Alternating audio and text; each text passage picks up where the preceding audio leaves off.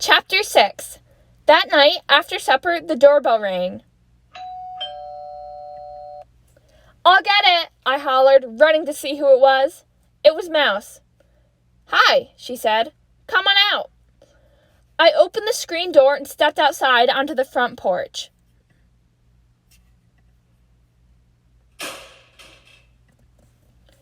"How was your swimming lesson?" she asked. "It was fine," I said. "I used to do a lot of swimming when I was a little kid, but..." Mouse didn't let me finish. "But where you come from, nobody ever goes swimming, right?" "Kind of," I said. "If a person doesn't know how to do something, a person should just admit it, don't you think?" Mouse said. "Oh, sure," I told her. "If there was something I couldn't do, I'd be the first to admit it." "Me too," Mouse said. "Like, for instance, I can't turn cartwheels. I've tried and tried, but I just can't get my legs up straight. Now, what can't you do?" "Oh, I can't turn cartwheels either. At least I don't think I can. I've never even tried." "Try now," Mouse said. "Now? What for?" "Just to see if you can or you can't." "I can. I'm sure I can't." "Okay, there's another thing I can't do," Mouse said. "I can't do a backward flip into the pool." "Neither can I told her. "Because you can't swim, right?" "Well, I don't swim much, and I don't dive at all." "You mean you can't?" "That's right," I said. "I can't dive at all." Mouse smiled. "I brought you something." "You did?" "Yes." She reached into her pocket and held up a green yo-yo. She handed it to me. "It's a genuine Duncan Imperial, the very best there is."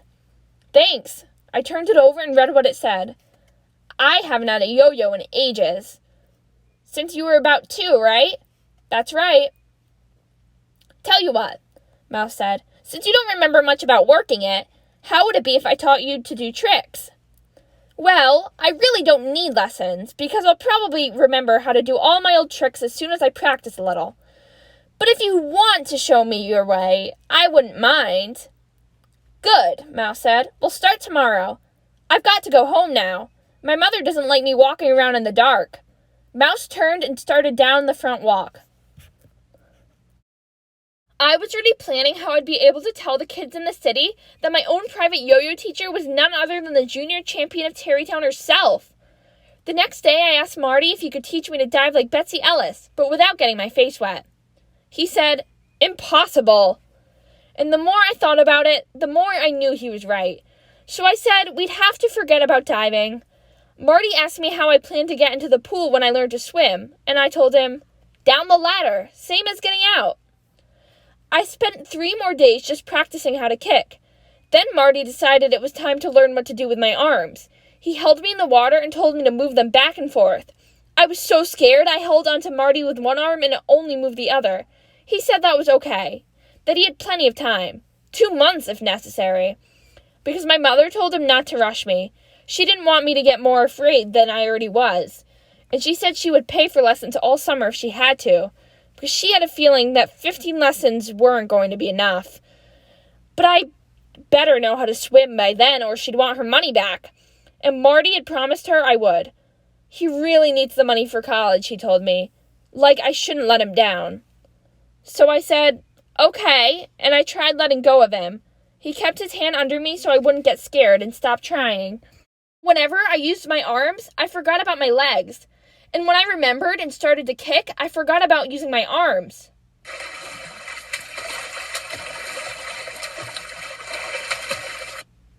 I think Marty almost gave up on me today. After my lesson, I joined Mouse and some of the other kids.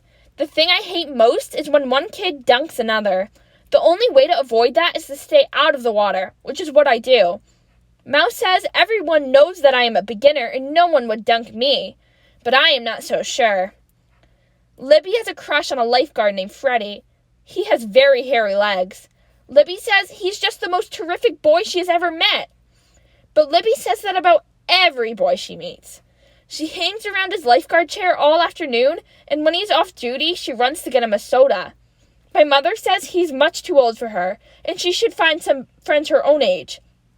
Then Libby cries, "But Mother, he's only 17, and I am practically 14, and that's just perfect."